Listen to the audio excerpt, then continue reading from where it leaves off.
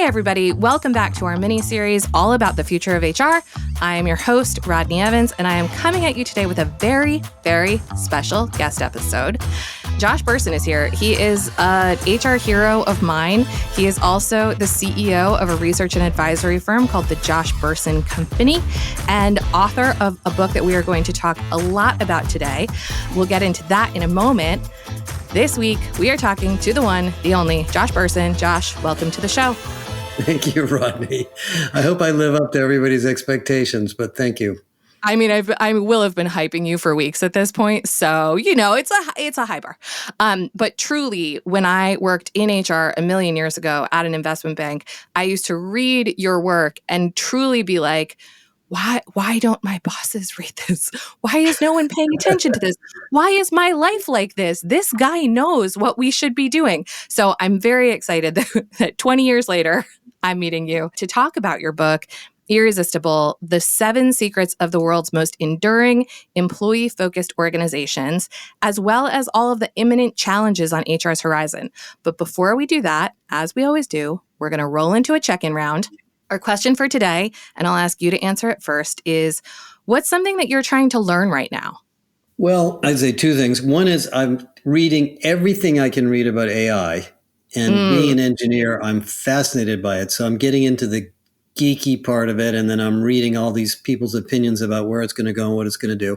And the other thing I would say is, at this stage of my life, and I'm in my late 60s, I'm working on my own well-being and just staying healthy because I love working. And I love traveling, but I have to sustain myself as long as I can. So just like everybody else, I'm learning about health and fitness and exercise and all those wonderful things.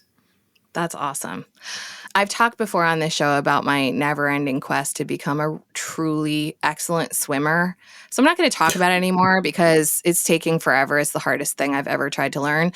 But separate from that and more in the work context, in the last year, I have really leaned into the skill of strategist and really learning more about how to sense what is happening in the environment and notice quiet but compelling signals and figure out how to bring that into an organization to make sense of it. And it's like really hard and very ego tricky for me. But it's also really, really fun and really interesting and not something that I've had to do as a primary role before. So I would say I am on my learning journey as a strategist. Well, I mean, that's great. Rodney, you've had a lot of interesting experiences, so I bet you're better at it than you think you are. One of the things I've learned as an analyst, I call myself an analyst, maybe I'm more of a consultant, is constantly asking, why are you doing what you're doing? Why do you have this problem? Digging in. Because most of the time when you're talking about organizational issues, people are trying to treat the symptoms, but they're not talking about the causes because they're not willing to spend time thinking about the root cause. And that's a lot of what strategy is about, is taking a step back. Yeah, absolutely. It's exciting, it's daunting, and I feel like I'm getting better at it every day. Great. So let's talk about your book. I loved this book. It was so refreshing to read and I listened to it a lot. I walk dogs a lot. I have very energetic dogs that require hours a day. So Audible books it is. But I'm really curious, particularly around the timing of this book and how long you were working on it. Tell us a little bit about how this book came to be. Why this book? Why at the moment that you wrote it and released it? Tell us about Irresistible. Well, I mean, I hate to say it. I think it took 6 or 7 years to write it. It sounds ridiculous, but I mean, I've been studying organizations and HR and talent and leadership for, more than 20 years. And around the time that I went to Deloitte and there was all this focus of digital disruption, digital reinvention, digital transformation, and we were involved in a lot of big companies, I realized that what Deloitte at the time saw as tactical transformation projects was actually much, much bigger. It was really a whole different organizational model that companies were embracing, but they didn't have words for it. They didn't know how to describe it. And so I did exactly what we were talking about just a minute ago, is I took all these symptoms of all of these issues that people were presenting, and I took a step back and I said, why is all this going on? And at the time, it was before the pandemic, We were in a really kind of a hyper growth economy. There was a lot of burnout due to digital overload. People were worried about employee retention. And so I did this massive data load from Glassdoor. I have a good relationship with the Glassdoor people. And I analyzed, the companies that were scoring very, very high versus companies that were scoring very, very low, looked at their business outcomes, did a bunch of analysis with some folks at Deloitte. And I realized that the characteristics of the high performing companies were very, very different in the way they managed people. And so the 7 secrets in the 7 chapters are the results of many, many years of research in looking at HR practices, talking to companies, and then framing where they were going versus what they thought their problems were. And so it's interesting right now in 2023, this book is even more relevant than it was when I was writing it, because a lot of these issues that we're going to talk about are existential changes that companies are really experiencing now. They're not just kind of like good ideas anymore. They're really happening, and AI is even accelerating them faster. So, I kind of frame it today as the post-industrial organization. How do you run a company that's IP-based, services-based, technology-based, highly competitive, global, where productivity and engagement and well-being are the center of the company, and there aren't enough people to hire, and you can't just pile people into the company and assume that you can always get more people when you need them. It's a different world. We're living in it right this minute. So the book became more and more relevant over time. Yeah, I love that. I mean, truly every chapter is such a banger. And one of the things that I noticed as I reflected on them is there does seem to be a through line, which is about the monolithic nature of traditional bureaucracy. And what I noticed in your chapters is that you do a really great job of pulling things apart that are traditionally smashed together and quite complicated. So when you talk about teams, not hierarchy, or work, not jobs, or culture, not rules, it's kind of seeing through the matrix and being what you're shown is this giant complicated thing. But if we start to pull it apart into more understandable things, then we can really start to move it. Does that land with you, or did I just Rodney, make you're that a up whole very, thought? I got to say, you're a very insightful person. I mean, that's kind of the way my mind works. First of all, because I'm not an HR professional, I've come to HR from the outside. Of course, I've been doing this for a long time now. So I always try to put sort of a pragmatic lens on these things. Yeah. So I have, for a long time, looked at all these things, how we hire people in succession management and 9-box grids and pay scales and job levels and all this stuff. And I've always sort of looked at them and thought, it's interesting that this is the way you do it, but why do you do it this way? And what is the benefit of doing this way? And where did it come from? And one of the things I realized when I was writing the book is a lot of the 7 principles are new ways of thinking about things that were institutionalized 200 years ago. I did some research when I started studying organizations, and I've read a lot of books and talked to a lot of people about this. The fundamental nature of bureaucratic, industrial, hierarchical organizations actually goes back to slavery. Mm-hmm. And if you read books about how the slave trade and the slave owners managed their slaves, it isn't that different from the old industrial sort of GM model of management and labor. So, the idea that we have to let go of that is so obvious. Yes. So the purpose of the book is to just show people how to sort of rethink some of these things that we're stuck in. And I think a lot of companies have just sort of figured this out on their own. And the book tries to just make it easy for everybody to get it. I love that. Someone shared an article with me about effectively why Gantt charts are rooted in white supremacy, dating back to the time of slavery in America. And I was like, preach. Yes. No long, complicated plans. It doesn't work in complexity. I think it's exactly right. So I'd love to dig into a couple of the secrets. Sure. And I love all of the secrets. Are these your children? Can you pick between 7 of them, or? I mean, no. I mean, I like them all. I love them all, of course. The first one is sort of the core one, but I talk about whichever ones you'd like to talk about. So I'm going to go to coach, not boss first. And the reason that Okay. I'm going to do that is because a lot of what you just said in terms of the history and the evolution of practices that have come to be like the air we breathe and we don't even question have to do with power holders reinforcing those things, which generally serve them well. And what I noticed in your chapter about coaches, not bosses, is that it's a pretty significant paradigm shift from like power over top down command and control, et cetera, to something quite different. Now, we know from research why that's compelling, why that's effective, et cetera. And I'm wondering how it's looking out there from your perspective in terms of people embracing this idea of coach, not boss, and actually like learning how to be good at it. What do you think? Well, yeah, as the book shows, there's examples of companies that have really figured this out, but it's a relatively small number still. It's Yeah. growing. And I think the reason it's growing is that bosses can't keep up with the stuff that their subordinates are doing. I mean, they just Yeah. don't know. They don't understand it. So they have to empower them because they don't have the expertise that a lot of their staff do. It used to be that the boss knew everything and the labor was told what to do. So it's just not like that anymore.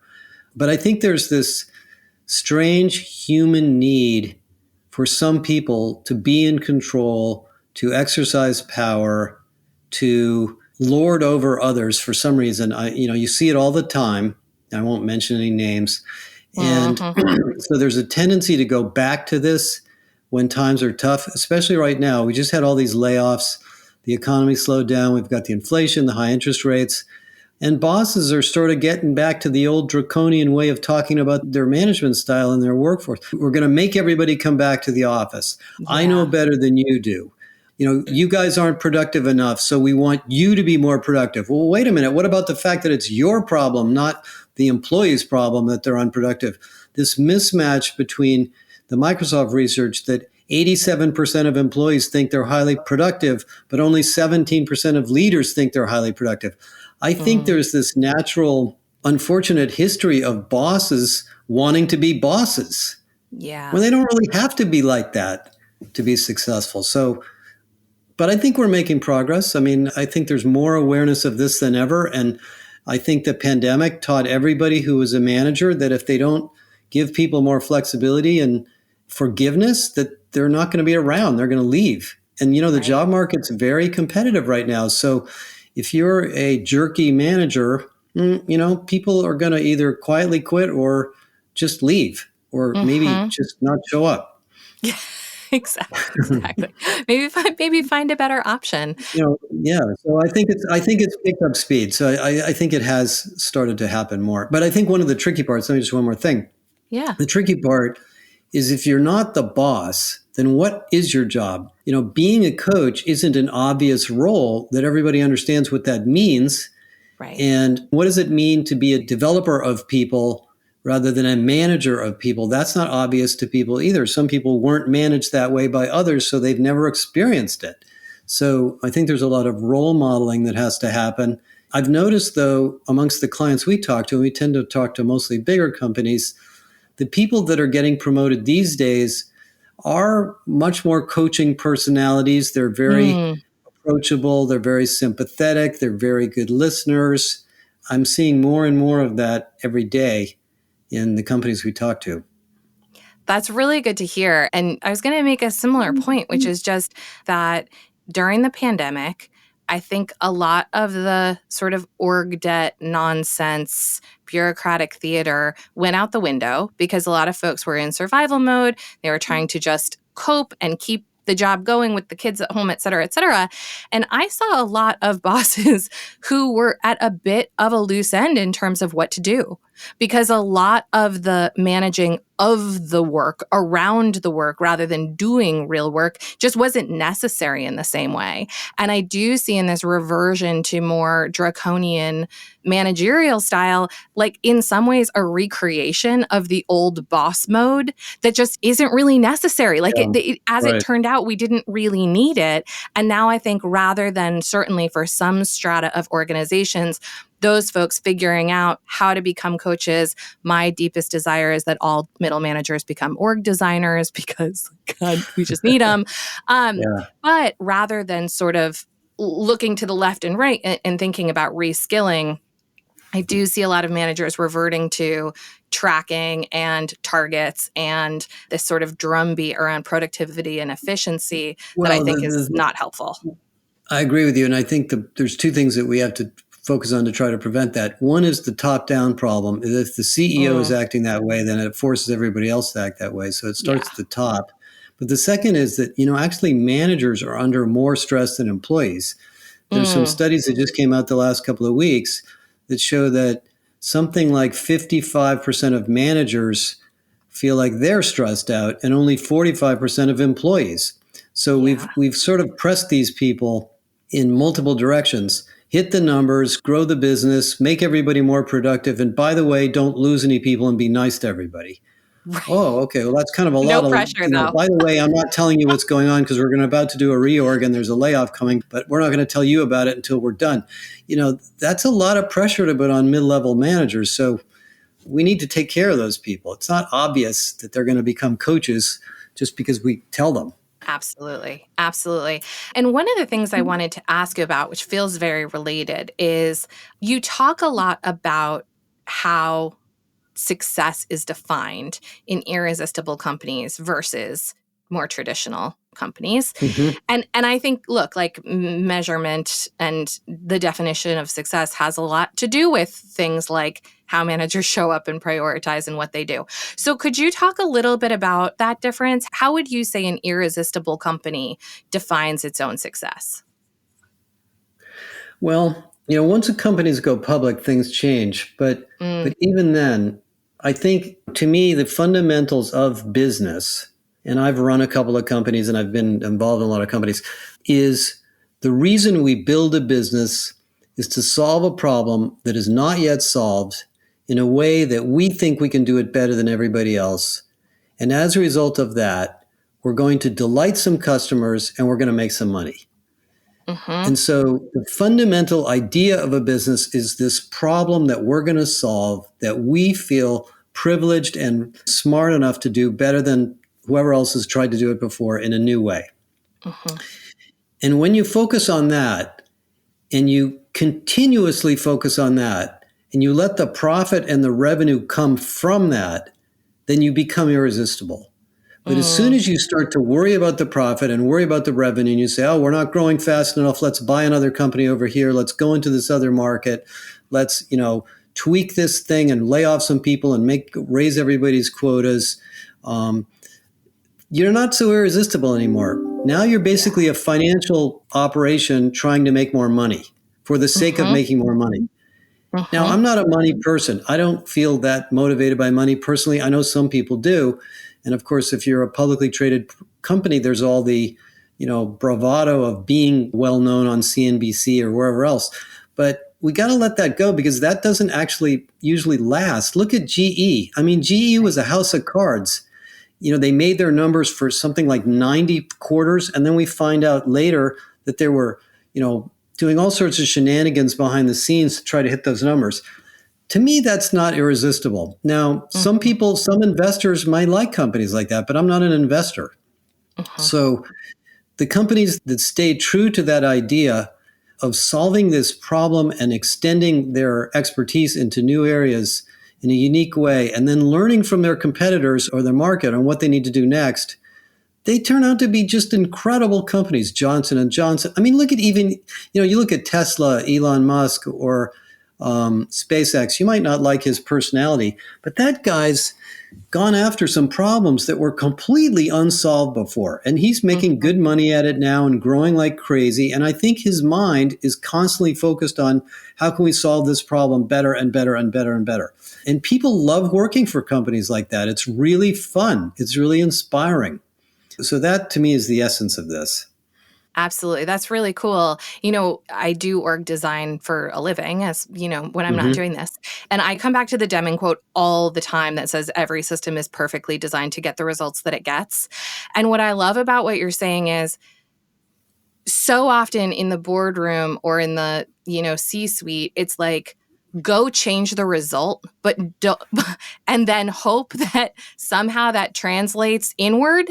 And it's like so much wiser to go from the inside out and to change all of the things you're talking about inside the system and trust that the results will come if you are doing what you're saying around identifying and solving problems and pointing Right. expertise at them and prioritizing quality, not just, bumping the stock price for the quarter. But it's Right. a rare leadership team that can sort of take that stance to stay in the operating system of the company rather than always wanting to control the external environment.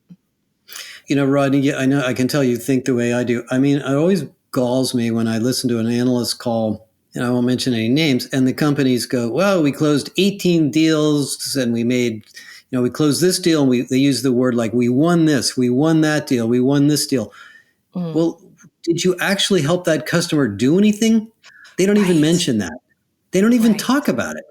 I don't even think they think about it. Yeah. That to me is a little bit of a bad sign. I mean, and to your point, what are we facing? Most companies do operate that way, but Yeah. but I think you have to be careful that you don't let that get out of hand. I mean, hard agree. So there are so many things that I want to talk to you about, but I want to make sure that we talk about HR today and also AI. Okay. So let's dig in a little bit to HR because you have been in and around HR for a long time. I know you're not an HR person, you're just an HR hero, including mine. We have really taken a perspective on HR in the last year that it is time for a significant change in HR. And part of the reason for that is because of the known issues. Part is because of, HR's inability to demonstrate value. Not that HR isn't valuable, but the talk track is often where does the money go? And just that, HR has not evolved and yet is being looked at to lead the future of work, to become more adaptive, to help organizations become irresistible. Like they just hold the keys to a lot of the operating system and, in my opinion, deserve their own transformation. I'm curious, when you look at irresistible companies and then you look at the current state of the HR industry, what are you noticing and what's sort of your call to action for the HR leaders out there? Because I think you and I both have a lot of faith in those people and a lot of hope for those people. And also there's a lot of work to be done. Yeah, I mean, this is a big project we've been working on for the last couple of years. It's the reason we started our academy. First of all, I have complete faith in the HR profession. I don't have any question that they're going to transform themselves, and we're just going to try to help them. But there's two parts to the transformation. One is when I started as an analyst, it was a copy and paste problem. Everybody would say to me, what did GE do? Can we just copy that? Or we're going to copy what Google did, or we're going to copy what Starbucks did. You can't do that anymore because now every company has to have a unique, crafted set of design solutions based on organization, as you know, leadership, training, development, all that stuff. So there's a lot of custom development going on inside of companies. And that means that the HR professionals in the organization have to have the time and they have to be organized in a way that they don't just sort of like, oh, you ordered a hamburger, here it is, I got you a hamburger. They say, well, why do you want a hamburger? Are you sure that's what you're trying to do? And what we call falling in love with the problem instead of falling in love with the thing you built and trying to get everybody to use it. So that's the number one thing. The second thing that's different is the siloed Ulrich kind of functional domains of HR are all crossing each other. Yes. So, we've got this new model we call systemic HR, which we haven't published it all yet, but we're getting a lot of the material together, which shows how you have to think about HR as an integrated set of services and skills and people that can solve problems in many, many ways, and also delivers a lot of scalable services because, a lot of the basics of HR are operational things that the company, gets really mad when they don't work right. And the Ulrich model wasn't designed for that. The Ulrich model, to me, was really designed around the sort of 1980s IT department, which was you need a new computer We'll have it to you tomorrow afternoon at 3 o'clock. Are you happy with your new computer? Yes. Okay, great. Talk to you later. Bye. Mm-hmm. Mm-hmm. I mean, there's some of that, but the service delivery part of HR is more and more self-service now. I don't want to have to ask an HR person every time I want to do something. I just want to do it and get on with it, which means people like you that do design and consulting should be much more front and center. And lots of things are connected together now. Right now, for example, most companies we talk to are realizing that their recruiting problem isn't just an external recruiting problem, it's also an internal recruiting problem, which means it's an internal development problem. So the recruiting department, which used to be on one end of HR, and the training department that used to be on the other end of HR need to be squashed together, and they need to talk to each other. And then, of course, they have to talk to the people in the compensation group about why isn't this person making as much money as that person, and that's the reason they don't want to take this job. And then the diversity person who's sitting over there in the corner and sort of raising their hand and saying, well, wait a minute, that's not really a very diverse, inclusive way to do this. They have to be involved. So these COEs have to be more integrated together. So we're doing a lot of work on the building of what we call the full stack HR professional career, where HR professionals learn about these other domains. And then the organization operates in a more systemic way. So I completely agree with you. I think when we talk to companies about this, within the first 2 minutes of the conversation, they're like, yes, yes, yes, we want to do that. Just tell us how. Yeah. And so I think the HR profession has woken up to the fact that they need to operate differently, and they're just looking for great ideas on how to do it. That's awesome. I mean, we're newer to this category, certainly, than you are, but so far have had a very similar response. The thing that we've been talking to people a lot about is this idea of the Hollywood model and really having, the idea that people come together cross-functionally around a problem or a movie, make it, and then disperse, but the movie studio doesn't go away. So we're always going to have payroll and ops, and some of those things should be automated and outsourced, but there are persistent functions and there are seasonal functions, and the idea that we can bring the right capacity together to solve a problem as a habit, not as a crisis, seems to be landing with HR so far, which I feel like really aligns with your systemic HR. That is absolutely part of it. But the difference between a movie and the HR department, because I know about that concept, is once the movie's made, you just sort of ship it. The problem with HR is the solution has to evolve. Somebody's got to own it. It doesn't just end. So you've got to have an operations group and sort of a product management group to evolve it. So there's a lot of new concepts that exist in business that just haven't been embraced in HR enough yet. And just to play it out, my sense so far in the conversation has been as we bring people together cross-functionally to solve something, like reimagining a hiring process, for example, that included in that team should be the individual or team that will be responsible for maintenance. So if we're going to reimagine or we're going to break ground on something for the first time, that happens in one way, but included in that effort are the individuals who will have to ultimately care and feed for it, which in my experience in HR very rarely happened. It was much more like there were fences between all of us and we just threw stuff over them and hoped for the best. Yeah, exactly. And in fact, one of the things that happens all the time is somebody will say, we need a better process for recruiting. So a bunch of smart people get together for a couple of weeks in a conference room and they design a new process. They fire up Workday, they hire Deloitte or somebody, they implement it, then they turn it on and they tell everybody to use it, and they find out they don't like it. And they say, too bad, we already designed it, you're using it. And there's no reason to do that. Yes. I mean, there's that whole design, sort of co-design thing is relatively new. It's obviously much more prevalent now than it used to be, but sort of how do you design a people practice with the company while the company is changing that integrates all these things together? That's not as easy as it sounds. I'm sure, you know what, Rodney, I'll bet you can figure out how to do it. That's the magic, right? That's the magic. You know what? I think it's not as easy as it sounds, but it's also not as hard as we make it out to be.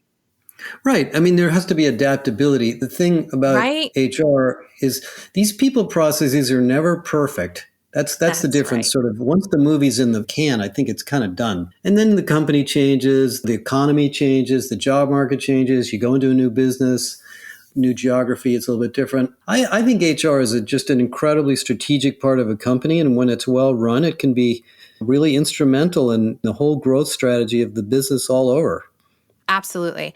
And one of the things I wanted to ask you about, because I am keenly interested in HR and HR folks, if you were advising an HR leader who is interviewing right now and they wanted to go work for an irresistible like company, what would you Mhm. tell them to look for in the process, or what would you tell them to be asking in those interviews?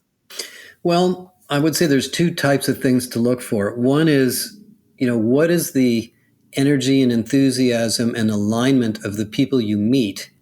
Do they all seem to be breathing the same Mm, air and talking the same language and is excited about the company for the same reasons? That's something to pick up because you do find in slightly dysfunctional companies a lot of silos and people not necessarily aligned on different things. So that would be one thing to pick up because if you're going to join the company in HR, you're going to have to cross all those lines because right. HR people tend to cross a lot of lines. And the second thing is if you're relatively senior or you're in a senior facing role, try to meet the leaders and see how do they feel about talent? How do they feel about Mm, the people side of the business? Or do they just delegate it to HR and think, it's not my job? It is yeah. their job. I Yeah. mean, we're here to help them run the company. We're not running the company. So, we may want to just do a leadership development program and say, okay, well, now that we're done. But day to day, month to month, things come up where we would hope that the senior leaders are talking to us and that we're using our expertise to help them. And how Hmm. open are they to that? Or are they in the older model where we just want somebody to run HR and then you guys worry about that and I'll worry about something else? And that does happen. I'm not saying Sure. that's every company, but you want to stay away from that kind of situation. Sure. The CEO that's like, you go figure out the culture thing and Right? You I'll. figure out HR. I'm too busy. Right, right. I love that. This is a little provocative, but I've had this conversation with a CPO recently who landed somewhere that was not good, did not last long, and, understandably, she's being very careful in her new search and looking for more progressive organizations. And one of the things that she was like, I will never say that out loud in an interview, Rodney, but I still think it's a good idea, is real clarity on authority and decision rights, because I Hmm. just think HR is one of the only roles in the executive team where you get the job and then you have to keep asking everyone for approval to do that job. That's just not how people don't say to the CFO, I don't think we should do that Right. audit this year. Right. But people say to the CHRO, like, I don't think this is the year for DEI training. Right. Or I don't And care what you so, think about hybrid work. We're making everybody come back to the office. Yeah. exactly, it's like everybody's an expert in HR. Right. Whereas the Well, other, I think that no, but I think that's a really tricky part about this profession. Everybody thinks they're an expert at people stuff. You've got to find a management team that does respect the principles and science and professionalism of HR, and then you have to act in that way and yeah, prove to them that you know what you're doing. Um, right. And that's why it's kind of a fun profession to be a part of. Listen, to my engineering mind, it's the ultimate challenge. It's a vexing, complicated problem that's dealing with all sorts of personality issues. And if you can do it well, you're a superstar. I love that. Speaking of engineering, we have to talk about AI. I Hmm. mean, has there been a change as significant for work ever? Maybe the internet? Has there ever been a change as big as the one that you think is coming or is kind of here? Well, I think every big technological change feels as disruptive as this one. The Okay. internet itself, the cloud, the mobile phone, AI, they're Right. probably each as big. And, looking back, you always think the other ones were no big deal, but actually each one of them was just as disruptive. But I do think Yeah. AI is at that scale. And I don't think everybody gets that yet. Yeah. I just listened to one of your podcasts about AI, and everyone should listen to it because to me, it was the best explanation for AI's application for real to HR and work that I've heard so far. But just in case people haven't, can you talk a little bit about what are your top 3 AI related topics, ideas, tools that should be on every HR org's radar right now? Sure. I'll go through the 3 things in a sec, but let me just make a little quick preface. So Great. the reason I think AI is so valuable for HR is we're sitting on this massive investment that companies have in people, roughly the largest expense they have. And most of the decisions we make are sort of seat of the pants. Who to hire, who to promote, how much to pay somebody, who gets this role, who gets that role, how we're going to manage this team, blah, blah, blah. I mean, all these things, we work so hard to do them as best as we can, and we don't have that much data about what's going to work and what's not going to work. We have some. So AI is going to give us another order of magnitude of data around those kinds of decisions. Now, in terms of 3 big areas, one huge area of AI is this whole area of skills and recruiting and job matching. So who is the right person for what job? What are the real skills needed in this job? What are the activities that this job will require people to do? You know, that used to be a handcrafted, sit down in a room, open the FYI book, copy a bunch of competencies, right? You've probably done this, Rodney. I have, I mean, indeed. yeah, well, you don't need to do that way anymore. The AI can show you who's succeeding and why they're succeeding, and therefore who you should hire and who's a good internal candidate and so forth. So that's one thing. So that falls in the category of talent intelligence. So there's a whole bunch of examples of that. Who should be moving into what role? Who's ready for leadership, et cetera. Those are massive, massive issues that we've tried to solve in many, many other ways that AI is going to help. The second is support. I'm an employee, I'm a manager, I need help with something I don't know how to do. Maybe it's a training problem, maybe it's an administrative problem. I'm going to call my HR business partner. I'm going to ask him or her to help me. She's busy, can't get back to me for another 24 hours, I'm stuck. Well, because of the way these AI tools work, we can take our documentation, we can take our Workday implementation or whatever training guide, we can stick it in there and people can find what they need and they can solve their own problems. So all of this kind of mishmash of HR technologies and tools and programs suddenly become much, much easier to navigate with a really intelligent chatbot. We built one of these for our research, which we call the HR Copilot. And we've seen it. I mean, it just is amazing how the generative AI will find things within your company, not outside your company, and solve a lot of problems that business partners have to do by hand. Yes. We're very excited about Copilot at the ready. And then the third area is generative AI for education and training and development. You know, there's a $250 or $260 billion market of training programs, leadership development programs, technical training, safety training, compliance training, DEI training, et cetera. It's a handcrafted, old-fashioned publishing model where an instructional designer authors a course, builds an outline, videotapes people, develops the course, sticks it in an LMS, tests it, launches it, etc. And that works okay, but the AI can do it way better. And not only can the AI develop content, but the AI can answer questions and point you to information so you can learn in the flow of work, which we've been trying to do in learning and development for a long time. So I think there's going to be a big revolution there. So those are 3 massive sort of use cases in HR, and there'll be others that I haven't even thought of yet that'll come up. Those are pretty massive. I have a lot of confidence that this is going to be a really big deal. Yeah. You know what I'm excited about is, take performance management out of it. Just real feedback. Performance-based feedback, style-based feedback, contribution-based feedback, whatever you want to talk about, has been such a tough nut to crack historically. And like the feedback-rich environment is mostly a myth. And what I have noticed in my interaction with a variety of AI tools so far is how non-reactive I am from getting feedback from a bot around how I sound or whether I'm doing it right versus getting it from a person. And I cannot wait for that to be integrated into more of the day-to-day.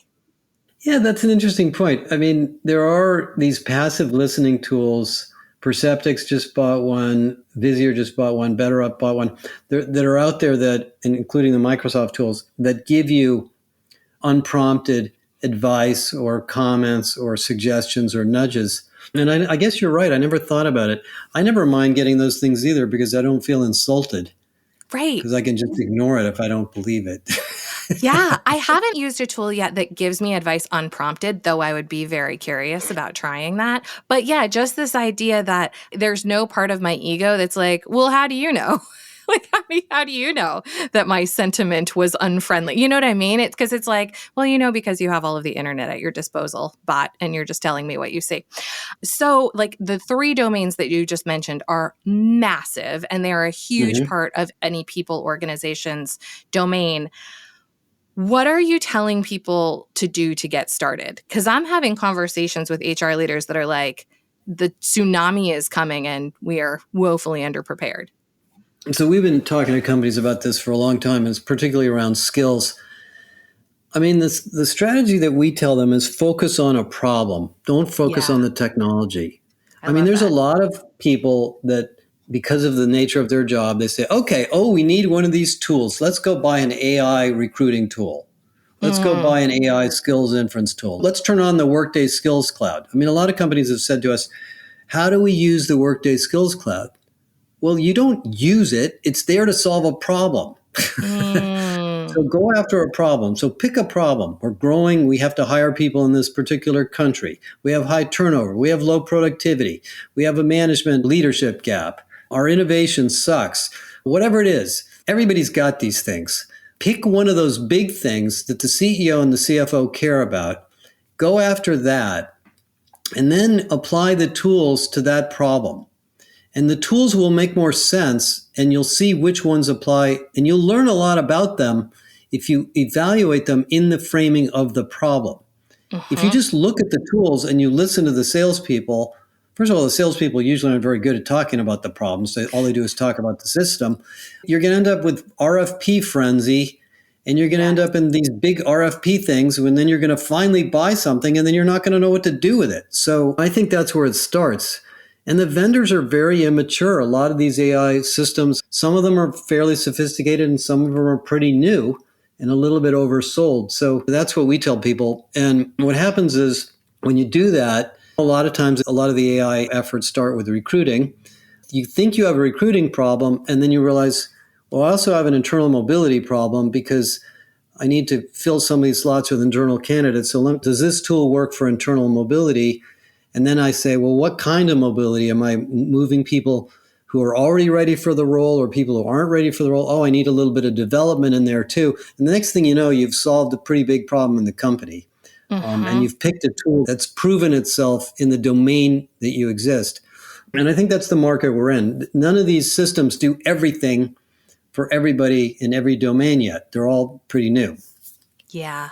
That is such good advice.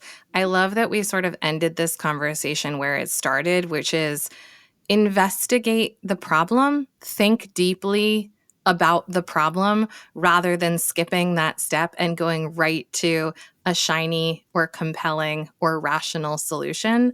That was so fun, Josh. I know we have to wrap up. I can't believe how fast this hour went. Please tell our listeners where they can find you and learn more about all of the amazing things that you shared with me today. Well, thank you, Rodney. It was really fun to talk to you. JoshBersin.com is our primary sort of market-facing website. We have a Twitter account, a bunch of LinkedIn accounts. I'm pretty easy to find on LinkedIn. We sell a corporate membership program, which has all sorts of fascinating information, including our co-pilots. So you can get in there and use our AI. And then we have an online academy called bersinacademy.com, which is both for corporations and individuals. So if you're an HR person or even a non-HR person, you just want to learn about this stuff, the academy is very inexpensive. And you can go in there and just take a lot of courses and see all these resources and research. And then, call us later when you're ready for the big corporate stuff. And that's kind of where we are. Fantastic. And folks, definitely read Irresistible if you haven't already. It is a wonderful book. There's so much more we could talk about. Next week, I will be back with Sam for our final episode of this mini-series reflecting on what we've learned from Josh and our other awesome guests. Thanks, as always, to Taylor Marvin for making us sound good. This miniseries is produced by The Ready, where we help organizations around the world change the way they work. You can get in touch with us by emailing fohr@theready.com.